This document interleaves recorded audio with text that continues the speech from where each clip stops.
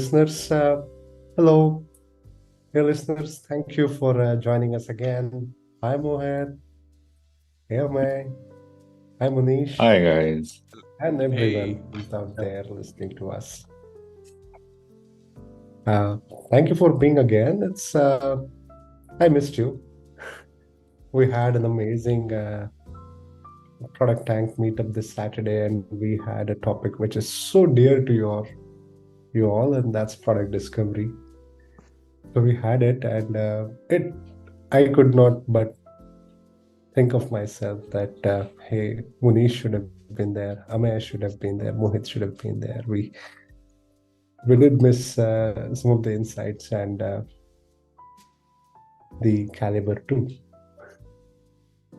So moving on, this is going to be the best and one of the topics which is very close to me, the laws or the ages, as we say. So thank you all.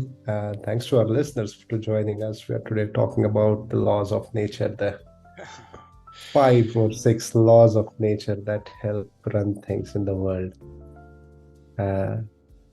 Kind of a disclaimer, these are some of these laws are ages and where they've been there.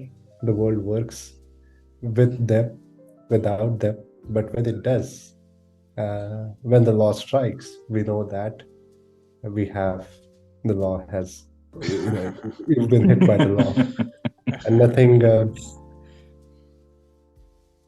nothing about says about Murphy's law. So yeah, how have you been, guys? Am I? All good, man. All good. Thank you for that introduction, by the way, Amit. And yeah, so product discovery, product tank. We should do probably in product chatter also. I know how it went, and yeah, I think I missed it. I was there at another event, but yeah, happy to be talking about laws of nature today. I do have few good stories to share. So can't wait for my turn. We're going to talk a lot about laws today, and the first one is my favorite, and that's Gilbert. We all know Gilbert. We all have been hearing about Gilbert, and we all have been looking at those comic strips.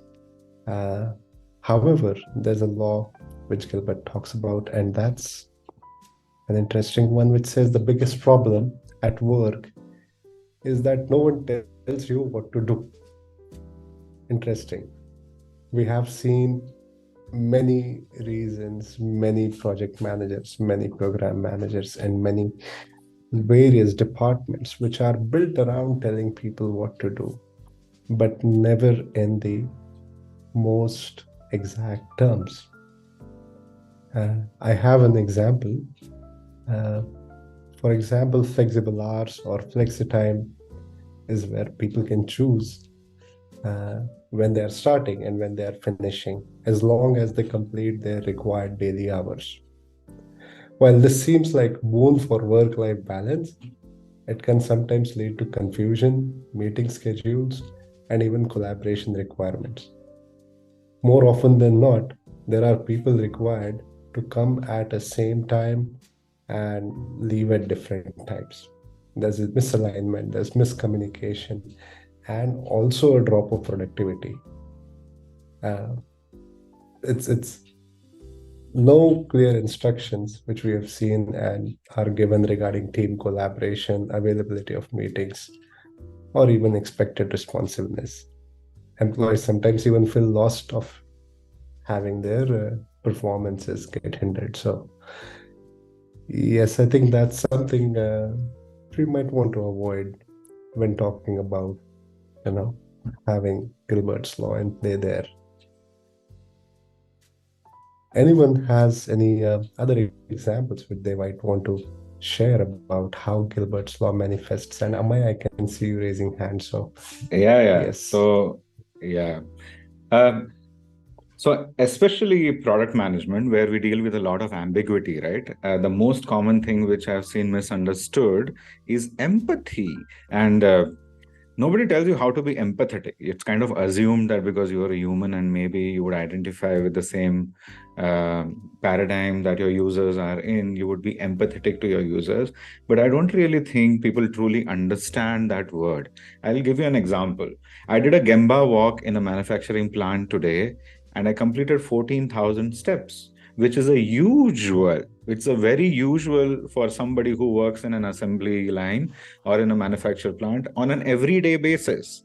So when he does that, and towards the end of the day, you expect him to sit on a software, I think everybody should try that. Every product manager should walk 14,000 steps and then use the software and then see how you truly empathetic you are towards those users. Because I think so. What is happening is when it comes to Gilbert's law, right, where they don't tell you how to be empathetic, they probably just tell you go and talk to the users, ask them questions as possible, ask open-ended questions. But you don't really wear the shoes just by asking questions and seeking answers for them. You actually have to, if possible, live that particular life. Like, for example, when I was working for Atlantis Casino, I did gamble, and I would try to figure out as to how they did reconciliation at the end of the day, and that's how we wrote algorithms to kind of consolidate and expedite their process so that I can release money the next day for the new night. So things like that, and I was a developer then, and then eventually product management saw me through. So that's been my experience with Gilbert's. So I think there are both sides to this law. There are times where I think it's useful to have sometimes things documented and have things clear. It could be about expectations from a role, or it could be about a team working together. What does the team really expect from each other, or what the roles really entail? And I think it's useful at that point in time that if you are having expectations, or if, for example, how I think you gave example of an industrial floor walk that you just did. A lot of times in those industrial floor walks or how manufacturing companies work, there is a lot of attempt that's made to make information explicit. Right. And whereas when we are working, it's quite ironic that we rely to a lot of things which are implicit in our minds. But when we make an attempt and try to make things explicit, we see that we thought that we were aligned, but when we make those things explicit, we realize that we are actually not aligned. And making information explicit helps us to build that alignment and have a clear understanding how the work is going to move across the board, or what we expect from each other. Just a typical Kanban board as well. If you're following any of the Scrum boards, Kanban boards, there's always an expectation, or it could be that a team may have, this is how the work flows in our team. But when you create an opportunity where the team members are coming up and documenting what each of them mean, you realize that not everybody had the same expectation of, say, what something is ready for dev. I had a different expectation of it versus somebody else. So I think Gilbert's law comes into play, and it's very useful to be able to make things explicit. At the same time, I think there are times where you may not need, where you probably don't need to go overboard at it. There is value in having ambiguity in certain areas as well. For example, I would say when it comes to team bonding, when it comes to opportunities for the team members to talk to each other, you're onboarding a new employee, and yes, you need to make that a new onboarding experience easy, special, have things clarified, have things documented, make that a smooth onboarding experience for anybody new who's joining an organization or your team.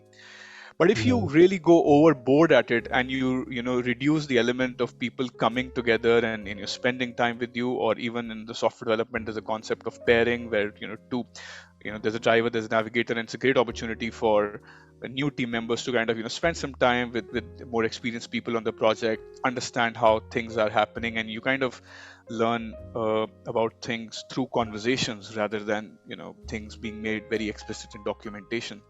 So I think there are both sides to it, but yes, most often than not, it's useful to make things explicit. And whenever we've done that, whenever I've had an opportunity to do that, I've realized that once you do that, you end up creating better alignment in the teams.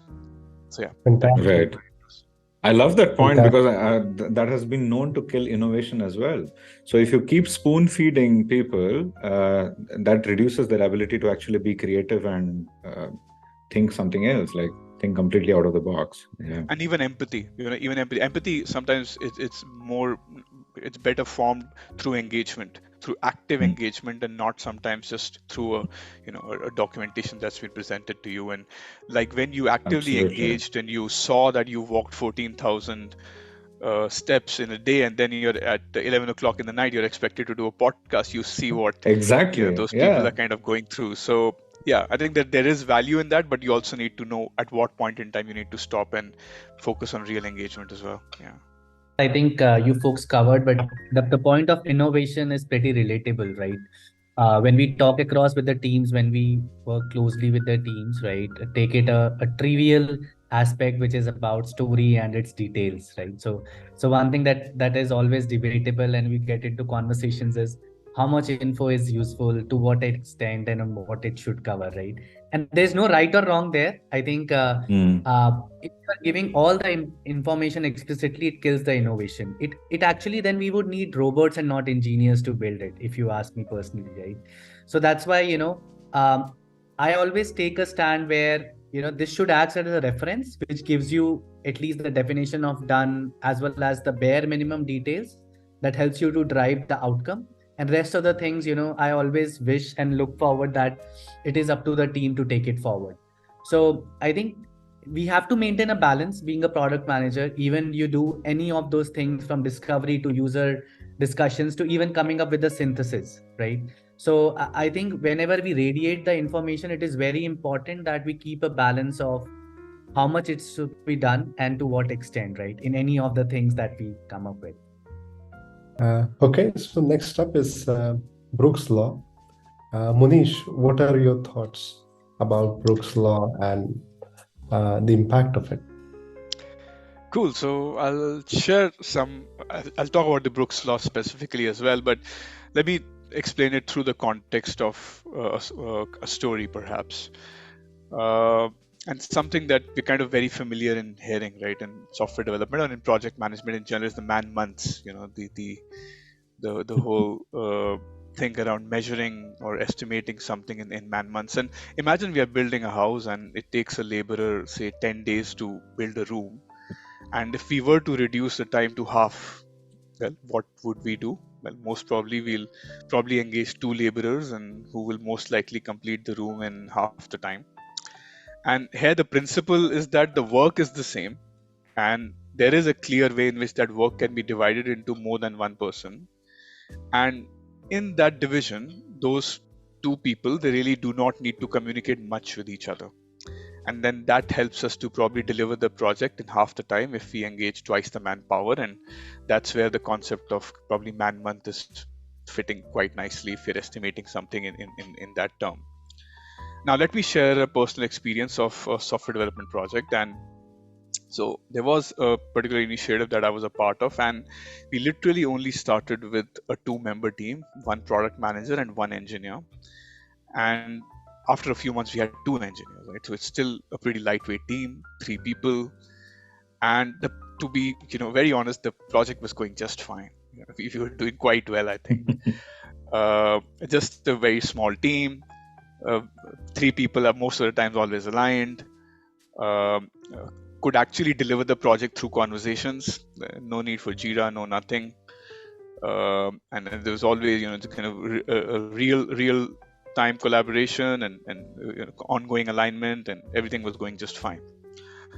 However, the business thought that, well, it's an opportunity, or things are going okay, but we probably want to increase the pace of delivery, or perhaps they were not satisfied that the delivery pace was up to the mark, and they said, okay, let's increase the size of the team because we want to increase throughput. And very soon, instead of 2 engineers, we had like 4 engineers, and then 6 engineers, and a QA, a tester, added to the team as well. And well, to their surprise, but not to our surprise, the pace actually slowed down. And the pace of the project kind of slowed down, not just like for a month or two, it slowed down for several months. And it took several months for the pace to actually, come back or to return to what it was when we were just a 3-member team.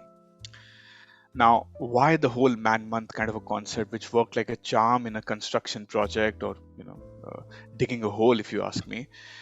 What happens and why does it fail in software development? And that's where the Brook law or Brook's law kind of comes into play. And I was very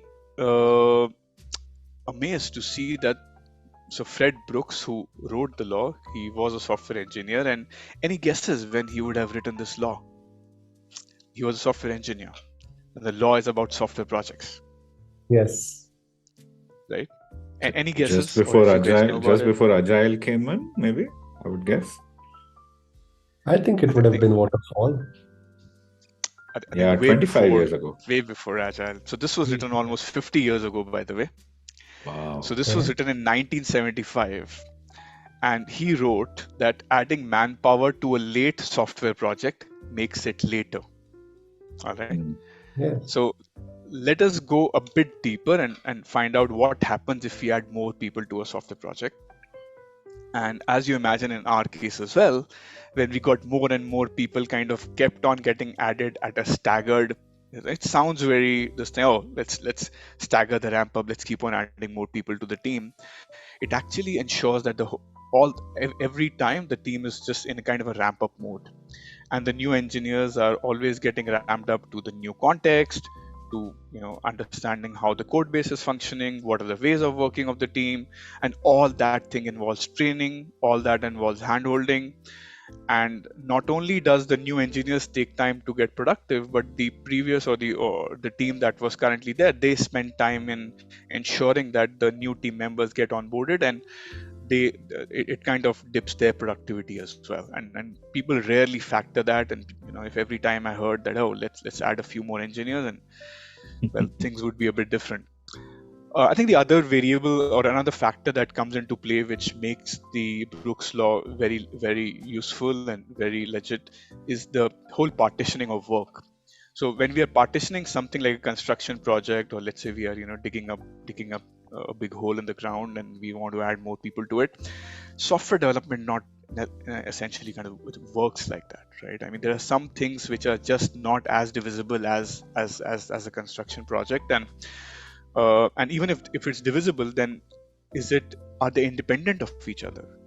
Are they, or we actually kind of dividing the work, but we end up creating too many dependencies and wait time between the two work streams.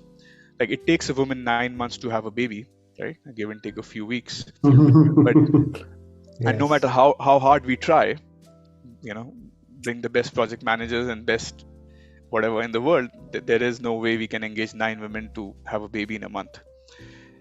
And we got to accept that there are some initiatives or there are some projects that are like that. There would be a time where the workload can't be divided any further, and for a knowledge intensive work like software development, many a times it ends up being like that. I think I'll quickly finish it, that another couple of variables that or points that make the Brook law very relevant is when new people come, then the opportunity of kind of getting to know about the ways of working, getting acquainted to the code base, and in that process, there are times when the probability of new bugs coming in, getting introduced, or the way in which the software was being developed earlier is not the same.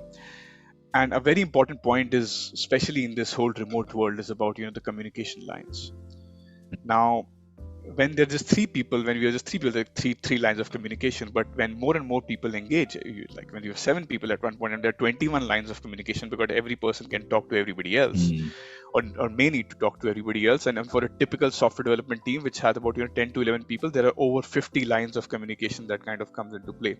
More Zoom calls, more alignment meetings, more questions, more confusions, and all this leads to kind of communication lines growing exponentially. So I think people rarely think about the communication overhead.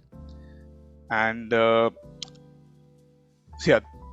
do want to present a little cartoon, but I'll take a bit of a pause here, and I'm keen to hear what your thoughts are, what your experiences are of the Brooks law.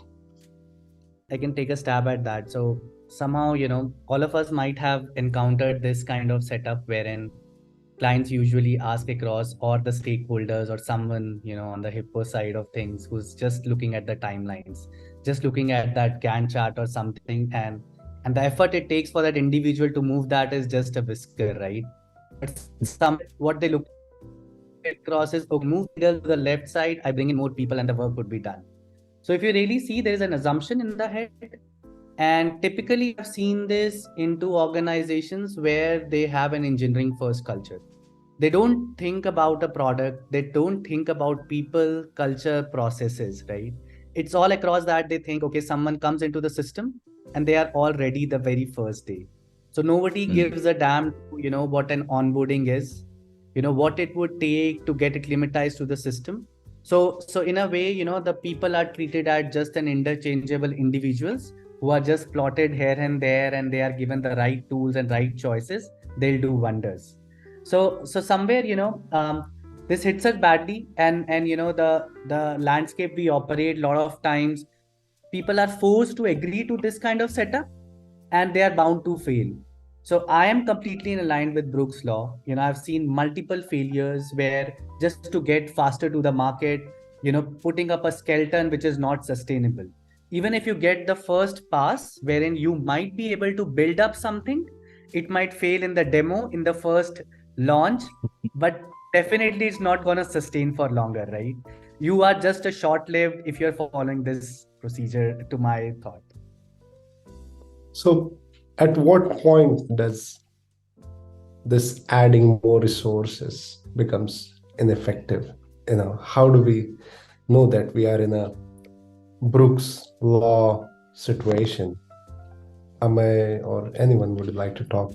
Your productive hours go down is as simple as that, really. So if the same work you could have done in, let's say, 8 hours in the day, if you're now doing maybe 10 hours, which is now spanning across more than a day, you already know that you're inefficient. So I'll tell you what I used to do when such scenarios used to pose to me. I used to ask for multiples of Scrum units, which means that I took away their liberty to add 1 or 2 people, but I gave them the freedom to add a whole team. That degree of freedom is good. So if I add another Scrum team entirely, a separate unit altogether, I can stay ahead of the curve. I can give them more clarity as to what has to be developed. I can do a complete segregation of responsibilities and duties, and then bring software to reality, right? So if you multiply Scrum teams, I'm okay with that. But just saying that add 2 more developers to 6 developer team, that's not happening for me. So then I would say, okay, then I will split the Scrum teams and I will create 4 plus 4 and then add 1 Scrum Master here, 1 Scrum Master there, and then I would run an SOS on them. That would make a lot of sense to me. So I wouldn't say that scaling is not possible. Scaling is definitely possible with a lot of work, of course, because now you have to do the same thing much faster. You have to give them clarity. You have to sketch out things faster. You have to test faster. So if everything has to happen fast, everything has to kind of gradually happen fast, not like overnight. It is bound to change. So I do feel that there is a ramp up time even when you scale. But there has to be a method to scale. You can't just randomly ask for people to join the team and then say, okay, now the work is done, please pull them out. Now they're no more build. So this happens in services for engagements for sure. In early stage startups also that we work with products, because they are cash strapped, they don't have a lot of funds to spare. They do this sometimes. Okay, when you need them, please pull a developer. When you don't need them, please pull him out, and then they bill it accordingly and stuff like that. All kinds of things happen. But yeah, unfortunately, it's business for them and not really software engineering. Yeah. So I want to use this segue about organizations and structure of organizations to move on to our next law. Or Mohit or Munish, if you have some last comments before we move to the next interesting law about I do wanna share a little cartoon, and after that I have a question to all of you. So let me see if I'm able to share my screen. Do you see this cartoon? And isn't this exactly what we've been kind of talking about? Right? And I think that brings me to a little question that I have for all of you. And similar to what Amit was asking. So what should we do about it? When Brook's law comes into play, what would you do? I can tell you something that I did already, and it was a very healthy discussion actually. So I recalculated my projections, and I told them that the same graph which we were seeing right now, you can actually do a plot of how many people are good enough and how many people are bad enough. And you can actually do a projection of, because the backlog is pretty much ready, if not at least for a quarter, it's definitely out there. So the visibility is there. So adding people, how it probably slows down the velocity per person, it's kind of pretty evident. So you see that we are able to achieve lesser per capita of the team as opposed to we were doing before. So it's a call for the stakeholders, because ultimately they have to pay their salaries, right? So if they're okay paying the salaries for a 60% efficient person, okay, fine, I will actually live by it. So, I mean, why not? I mean, 40% if that guy is actually enjoying his time being at the job, so be it.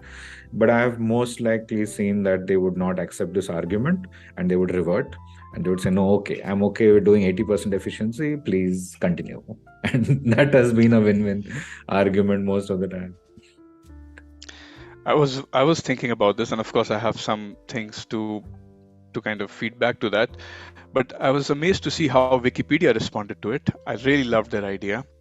And as per Wikipedia, what you could do about it to circumvent is you can actually put the developers in a plane, and they call the plan of action is the Bermuda plan, and take that plane to the Bermuda Triangle, and that will ensure that you're not suffering from the Brooks law anymore. So yeah, activate the Bermuda plan when you see Brooks law in play. Well, you could also probably we'll have one of those laws coming up, is that more work gets generated. So add a few BAs, add a few product owners, and they'll increase the backlog. That would keep all of these users busy. If only business was the indicator of a good product. Anyways, I think it's time to move on to the next law, Amit. Yeah, an interesting law coming up, and that's about organization. We've been talking about organization a lot, and then this law, and I'll have Mohit describe it, talks about organization and its structure. So Mohit, why don't you talk a little bit about Conway's law and Sure. explain to us? Sure. Thanks, Amit.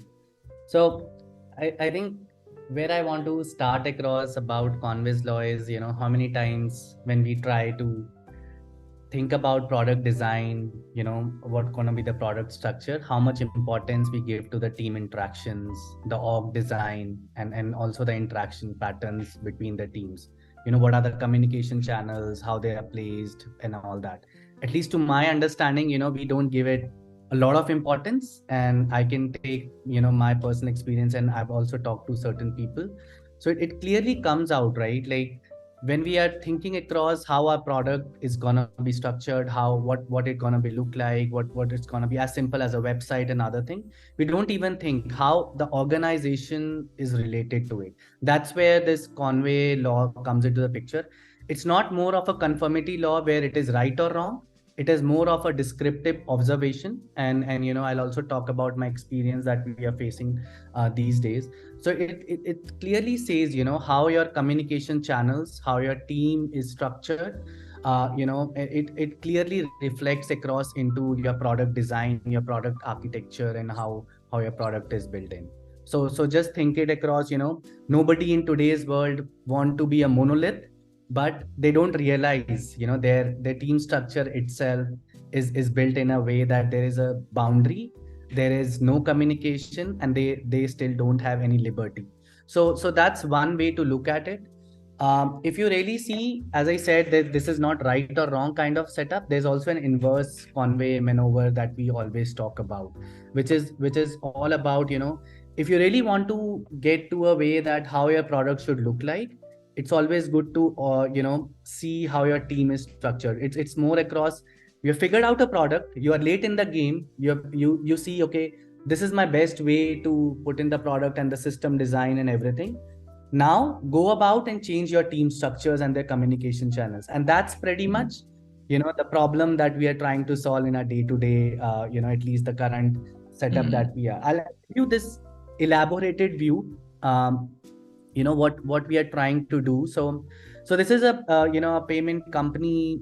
We've been working with them for long 5 years and all, right? So, and it's a microservices architecture. So we already have an agreement, and we just think it from a perspective. There are multiple partners, third parties, and then we also sit in one of the parts of it. And that's where what we were doing is building the product from scratch, wherein we achieved a good amount of things as an outcome in last few years, which is more about getting your first slice of value, rolling out in the markets, having the transactions, and also getting some good feedback, a lot of customers, a lot of outcomes and all that. Now, this company, now goes to the next level of growth, as we call in hyper growth, or in your terms, where a lot of takeovers happened. And it is an industry which is, innovating very rapidly. Take the payment industry in the last 5 years. So from that perspective, it becomes a necessity for them that they need to scale, they need to evolve, they need to get to the newer markets, they need to get to the, newer value propositions onto the platform. So it becomes inevitable that, we really have to get to that state where, this evolves at a rapid pace, that what we have been doing. Now, what we realize is the team, how we were structured, it was a feature-driven team, right? And then we realized that it worked pretty well until a certain period. When I say certain period, up to a team size of 30 to 40 people, it was working pretty well. We were able to churn out things. We were able to align to the business objectives and everything. But what we saw is, as the system has now expanded, both from a architecture side, exposure side, criticality side, it is really a challenge on the ground to grow ourselves, right? How we build, how we evolve, how we release, and how we, do all those discoveries and other stuff. So that's where, some of the fundamental points that we really saw was, even if you have to onboard someone new onto the, this platform, it's a long gestation period. And one of the reasons is, the bigger landscape of it. So I'll give you an example where the expectation was 40 plus microservices you need to know. Just imagine, how much time a person would take to get that. So somewhere, even the people who were there, they were there thinking more from a tactical standpoint, where the feature gets out and I'm good for the day, right? But if you really see, this is not a sustainable setup if we talk about a longer horizon of things. That's where the inverse Conway maneuver we have been utilizing, where what we are trying to do here is our microservices architecture or the design of the product should be reflected back into how our team is structured and how their communication is. So what we are trying to do is, you must have heard about domain-driven bounded context. That is what we are trying to build in, where each of these different teams are, segregated basis a bounded context and have a clear communication channels. So what it helps across is, the biggest change, problem was onboarding. Now, rather than knowing a 40 plus microservices, we're just bound to know 6 to 8, just giving you an example. It also gives us a more chance to get to the faster to the market, evolve and reach the outcome that this, platform is looking across. So a clear cut example, how, Conway and inverse Conway can come into the picture. And I've seen it very relatable. The only pitfall of this is, it just takes across the communication into the aspect. It doesn't takes across leadership, what your culture is, what kind of organization landscape you have, what stage of the growth you would be there. So all these are missing elements. But if you really see, a lot of the important elements you can utilize in day-to-day lives when you talk about your team structures, team topologies. And as a product manager, I really feel we should start giving more importance to these things that we have been doing earlier. I'm happy to hear other thoughts on the ground, around any encounters, any thoughts around this. No, that makes a lot of sense. So I'll tell you what, the simplest form, because we've if we create smaller distributed teams, we want them to have their independent lifeline and all the teams have to be productive, which means that we need to reduce dependencies in those teams. They have to function by themselves. That kind of mandates you to create a loosely coupled architecture, and that is how software also gets built. And today, as we know, it is modular and more microservices, etc. In the previous days, it was not microservices. It was more loosely coupled architecture where you would create modules separately and hand it out. But let me tell you something, this function versus feature that you mentioned, right? I don't think it is easy to create feature teams. It needs training, not even the Agile Scrum Master himself first needs to understand and learn how to work with feature teams. The product manager needs to know how to design a product which is a full stack feature. Because I can tell you, when they create distributed teams, one team is doing engines, one team is doing databases, one team is doing services, and one team is doing UI, right? And then they are still dependent on each other, which is a mess. And it is not hard. You just have to learn it. It is really not that hard. You have to just learn it, and you have to create more feature full stack teams, which will give you more throughput and more results. Something demoable at the end of every sprint, especially if you can align those teams. Wonderful, nothing like it. And it's pretty much doable, really. There are a lot of topologies that we have seen. Twitter doing it for some amount of time. Then I think even Slack had it. And the browser stack had it. So all these companies have demonstrated success with scaled agile small distributed team, which has translated into good software architectures also. So yeah, hats off to Conway for noticing that. So what happens when there are misaligned teams in a Conway law situation? Manish?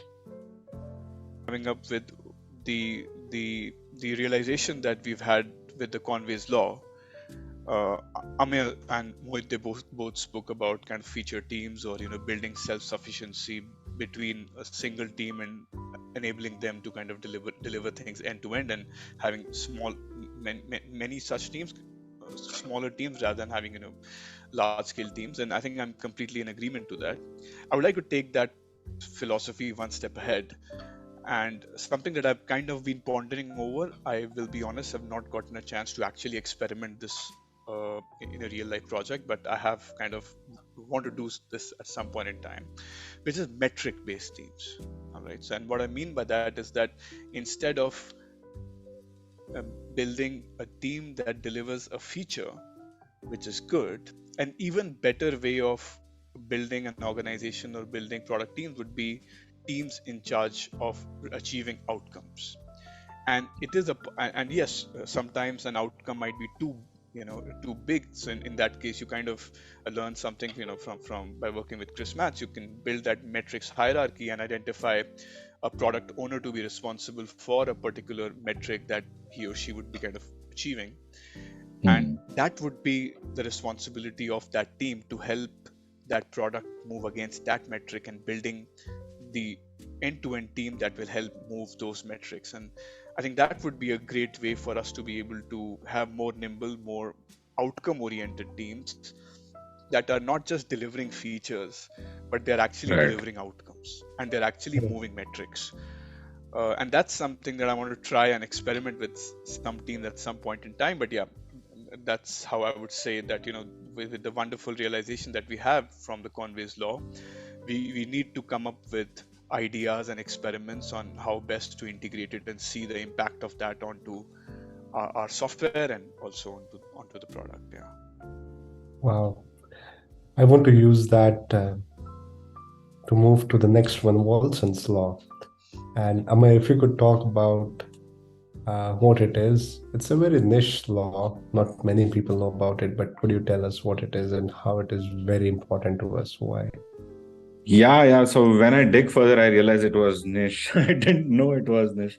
But okay, so Wilson's law, or Wilson's law, as it's popularly known, my own research and also ChatGPT could not find the origins of this law, or the adage really, which says, when you put information and intelligence first, the money keeps flowing in. It makes a lot of sense, right? It is basically saying that don't just work hard, work smart also. That's pretty much the inference from it. One reference to this was made to an American entrepreneur, S.M. Walson, and I found no information or details on that man any further. apart from the citation of this law. But some attribution was also done to Samuel Wilson, who was appointed the meat inspector for the US Army in 1812. Samuel Wilson's duties included checking freshness and packaging and ensuring that the meat barrels were built and packed according to the specifications. Each barrel was marked EAUS, indicating Elbert Anderson, United States. Elbert had signed the contract for 2,000 pork and 3,000 beef barrels with the Secretary of War then to feed the soldiers through a secure ration, because food poisoning was a legitimate weapon of war.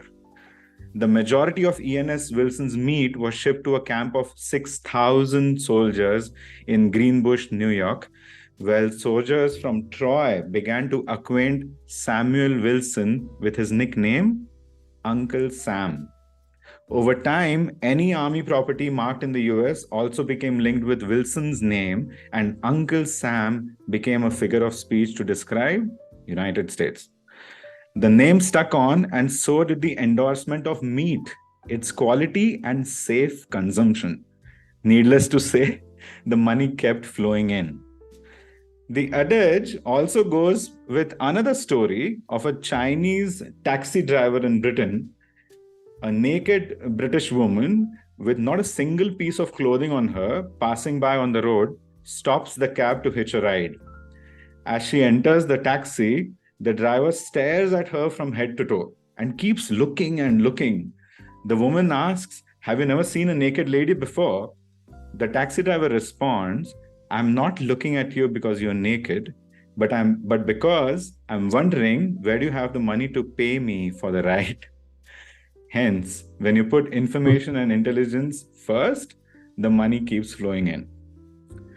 A more recent and a practical example of this law comes from Netflix.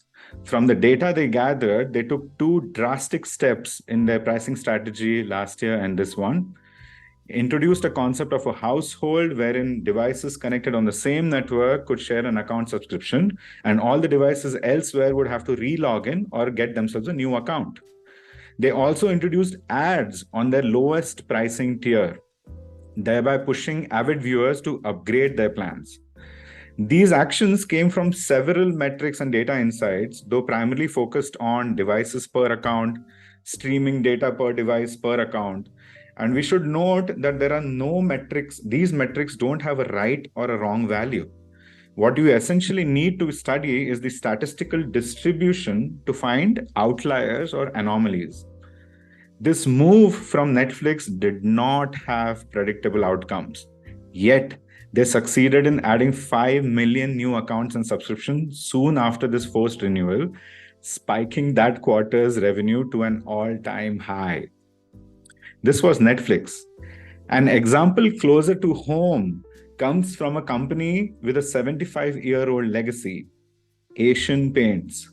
Though the objective must have been to increase revenue, I don't deny that, they worked it backwards into their manufacturing process, using sales information on the ground, forecasting the demand, and optimizing the process to meet the supply targets. They used data to reduce the cycle time by 12 minutes in a single batch of 3 hours, which is a significant outcome. Hence, obviously, better reaction time, better planning, more production at saved costs, which of course translates to an improved bottom line, widening the profit margins.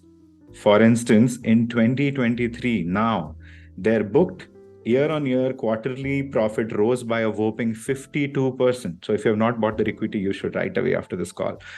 While the consolidated revenue increase was 6.6%. Let me move on a little bit further. This law or adage is not complete without talking about targets. Because while we speak about information and intelligence, these cannot be subjective parameters. So I shall speak on one more law, which is Goodhart's law. First cited in the paper on monetary policy in 1975 by a British Charles Goodhart. When a measure becomes a target, it ceases to be a good measure. Let me say that again. When a measure becomes a target, it ceases to be a good measure. And my favorite example has to do with people who do not understand agile, and they always seek a productivity metric from their people. And let me elaborate that in a bit. Say, for example, you have a block of iron and you need to get some nails made out of it. And let's say you affix a measure on number of nails made. We will soon land with thousands of small, useless nails. If we change the measure and now measure on weight of the nails made, we will be handed over a giant pile of heavy, again, useless nails. Now, if you look at from the velocity meter of a team, the absolute number of story points burnt in a sprint has no meaning. You are required to correlate that information with data from the past sprints to know well how you may be doing, project the rate of burn down on the backlog to seek some forecast. That in turn helps get some manageable visibility on delivery and release plan and align that with product roadmap. And just as this, the number of hours of an employee working in a day has no meaning unless used to derive some quantifiable throughput, which in today's world, I believe should be a personal metric and not so much of a project management per se. So the definition of KPIs is not easy. Setting a target is not easy, and measure even more difficult.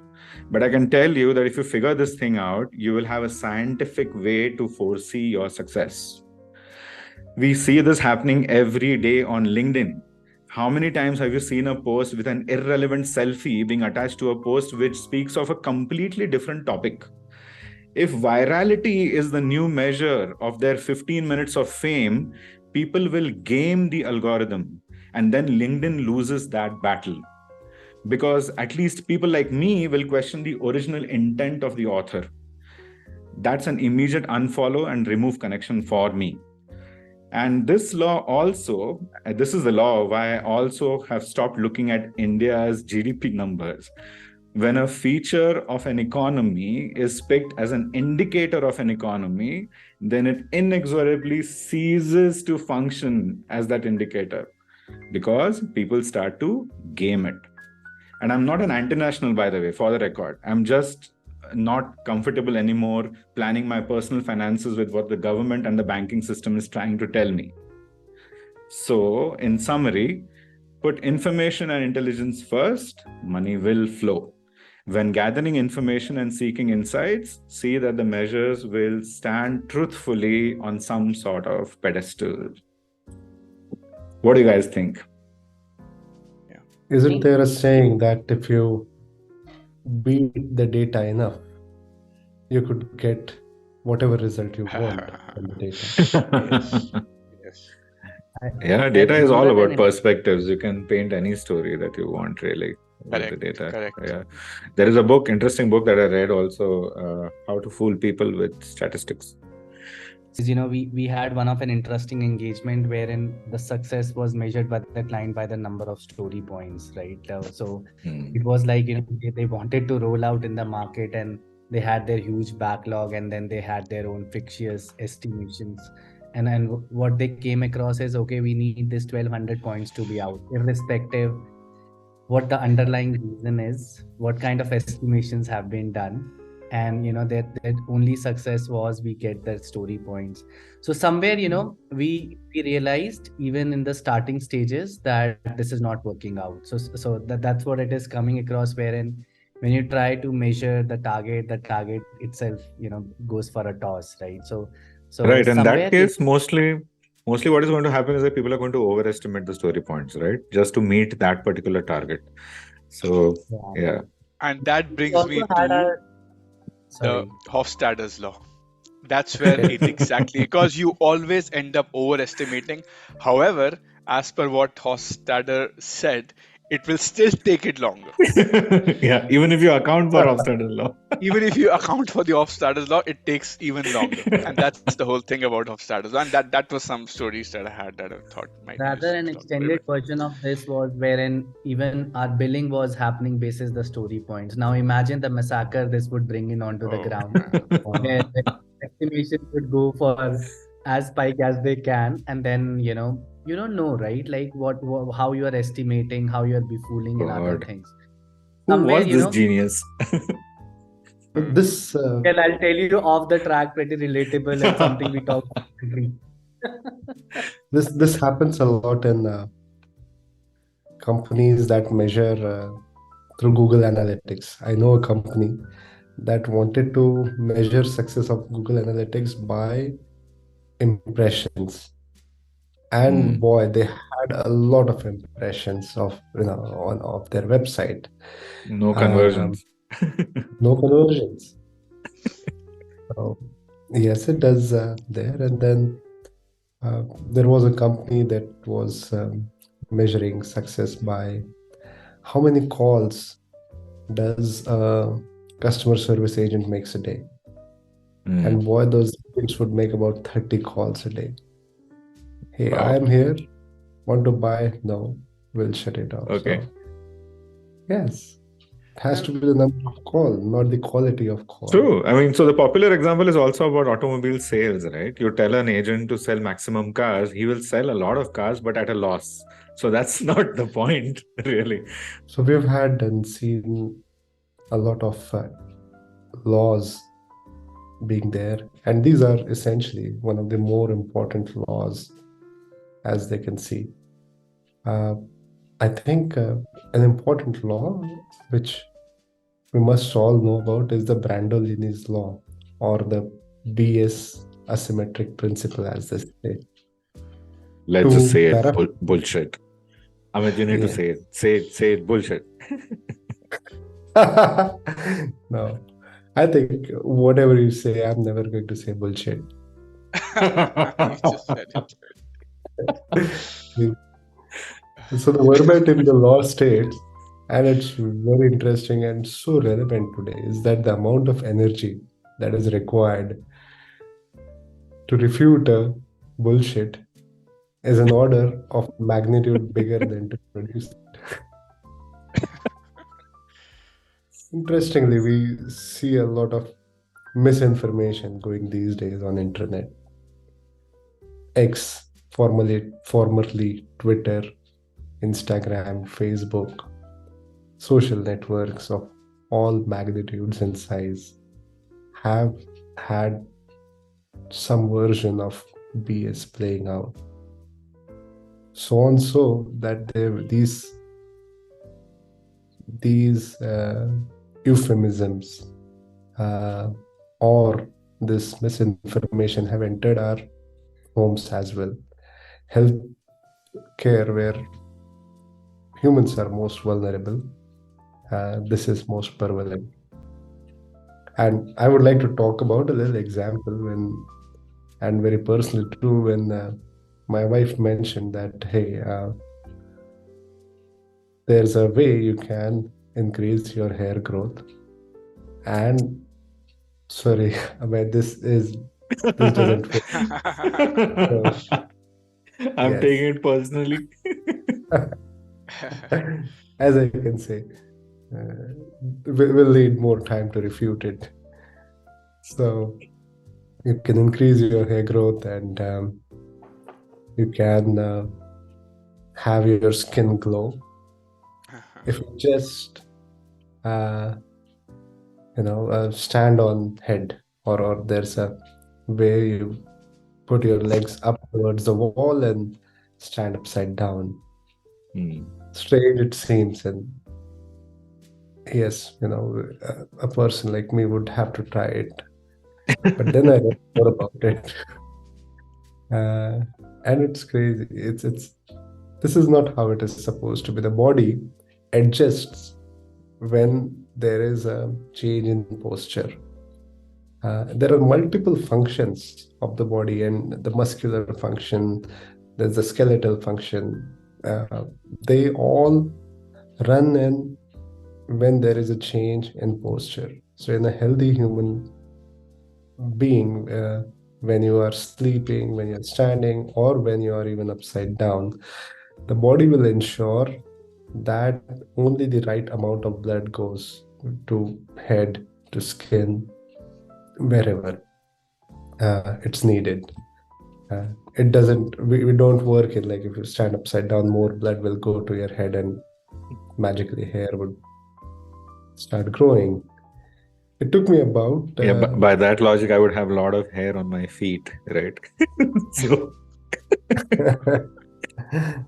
yeah. So but then it took me about 30 minutes to understand and explain uh, comprehensively with examples that what she was telling us misinformation and peddling this misinformation. We all come across this all along our lives. Some things we agree to, some things we do not. But it is very important to know that when Brandolini's law is in effect, and we still must fight, and even if it takes more time, debunk the misinformation. I think pretty relatable. I think if you really see this social media that you talked about, right, in today's world, that is one of the destructor element, if you do ask me, right? Like, take any of the recent examples where something has happened, any riots or any of the things that is being suspected. So what is the first thing that is done by the administration? I think they simultaneous to applying the 144 section, the other step is to cut down the internet services, right? That's a step that is always taken. So you can always see the extent it could have, even the mob and other things and other stuff that we have seen. So really, this the energy it takes, right? If something goes for a toss, it's far more than the original things to do it. And even if you see any of the things, the cheating and the fraud and other aspects, the more we have gone digital, the more cases of this cheating fraud has increased in the society, right? I still remember one of my personal experience where I met a tour operator, and I was given a voucher, a booking voucher and all, where it was a land package. And when I landed with my family, it came out to be a fake voucher, right? So just wow. imagine. And this is a real example of mine, wherein you've invested your money, your time and everything, and with your family you have landed it into an alien land, and there you are showing a voucher wherein the respective the property owner and everyone representative denies there isn't anything, and it was even the registration number, the logo and everything. So and it was a 5-day tour. Literally, it was the we always now have a joke around it. That's the worst time we ever had, wherein you don't know where to go, you don't know what to do next, you don't know all those channels, and that's in the foreign land. So somewhere this has increased the cheating and other cases. And when I talked across there, there were a lot of interesting instances, because one of the thing, if we talk about India, there is very less monitoring or the punishable aspects of it, right? Like this tour and tourism, and then I'm quoting that thing, that's the most corrupt industry that I have seen these days, wherein with all these digital aggregators coming, you must have seen booking.com and every places, wherein you can cancel your booking 2 days or 3 days before that. So look, I had a confirmation number, and that tour operator just canceled the booking, wherein he got the full refund. So all this leads to the cases where he must have just produced, right? He have just taken a copy of it and just attached my name and shared it with me and added that number. But somewhere the repercussions it had for me were far wider and far more extensive. So that was not a good time, if I call it out. And probably there are signs of this in every sphere of our lives, where misinformation and how easily you can templatize something for a particular use case, and slap it somewhere else and make lives of the individuals difficult. And to debunk that, it would take a monumental effort. So yeah, I think those are very relevant examples that you guys have shared. And yeah, I think this, and that's why when I was reading through this law, I was thinking this would be quite a fascinating conversation to hear about the examples that you guys have had, and completely second that. Yeah. Interesting that this is one of the newest laws. So if you Yes. ask me, right, so I'll tell you what, I think people have gained a lot of confidence in delivering bullshit. Okay. So the way they actually deliver that kind of information, you're almost convinced that that guy is okay, maybe he has some substance, and then maybe we need to probably verify what he's talking about, he or she, whatever it is. So in my area, I've definitely seen in sustainability a lot of crap being thrown around. Right? I mean, what plastic is good and what plastic is not good, and metallic straws and bamboo straws and stuff like that, and paper napkins and how much damage it causes and stuff like that. I mean, without data, none of this is actually supported with any kind of evidence.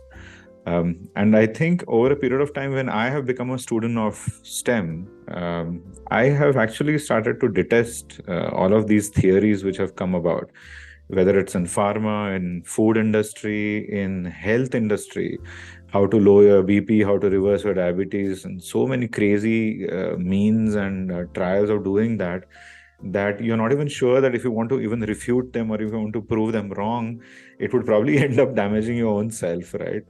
So I mean, so the conviction with which they deliver that bullshit is Misinformation is amazing. being spread. Yeah, completely agree And on that. the whole, and I really appreciate what the government did with the law for the finfluencers, right? The ones who talk about finance and investment and stuff.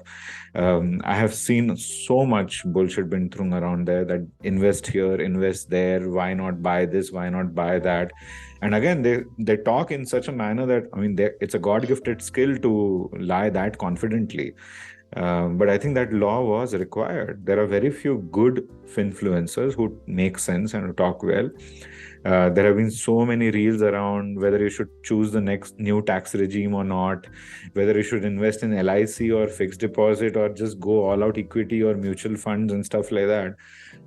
All these recommendations coming around, I mean, I don't know. So I think the best people can do is find their source of income and find out whether they have actually earned money that way or actually by delivering the bullshit.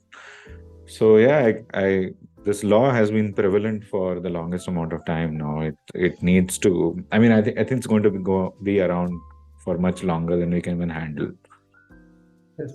Again, the amount of time you would need to debunk the theory of the influencers or health influencers is going to be monumentally more than for them to say so or do Create so. that kind of bullshit, yeah. And also with the if misinformation is getting spread, that just reinforces your personal biases. And I think you're more inclined to anyway kind of follow or follow those influencers or follow that kind of news, which is, I think anyway, it's kind of becoming a bit of a how should I say, quite irritating. And there is a lot of polarization, and there's a lot of, and it depends, like the whole when you're reading a certain piece of news, it's not about the content, it's about the backing or the funding that that organization that has, and that article would probably be written in a way that reinforces that thought process. And if you are of that same thinking, then you're more inclined to keep on listening to the same kind of content, keep on listening to keep on reading the same kind of news articles, and that just kind of reinforces it. And so yeah, I think it's probably too much to expect a sense of responsibility from, and I think that is a challenge of our times. And like every times and every eras have had some challenges, be it wars or be it economic challenges and things like that. I think this is the challenge of our generation, where there is a lot of misinformation, there is a lot of influence from digital media, and how can we kind of stay in check and kind of counter the bullshit law, the bullshit asymmetry principle, essentially. Cool. Any closing thoughts, Amay, Mohit, you might have for this, and we can wrap this up. I enjoyed this conversation, and I think we may not be able to circumvent around these laws every time, but we can definitely watch out for them. I think all of us have encountered these laws someday or the other throughout our experience, and they're not going to go away. Maybe we should stop calling them laws per se. Because they don't really penalize. They give you a way to rectify your mistakes and maybe get around them later on, fix what is broken, and move ahead. So yeah, I love these conversations of these adages and people who have brought it around. Lovely stories around them. Thank you, guys. Thank you, everyone, for tuning into this segment. Let's do more of this. Let's talk more about various aspects of product chatter. Until then, stay curious. Yep. Thank you. And just before we drop off, just a curious thing. We ourselves are figuring out a law or a law of life. So stay tuned for that very soon. Yes, the product chatter. Good one. Product Yep. chatters law. Cool. All right. All right. Bye-bye. All right. See you, everyone. Bye Good morning. bye.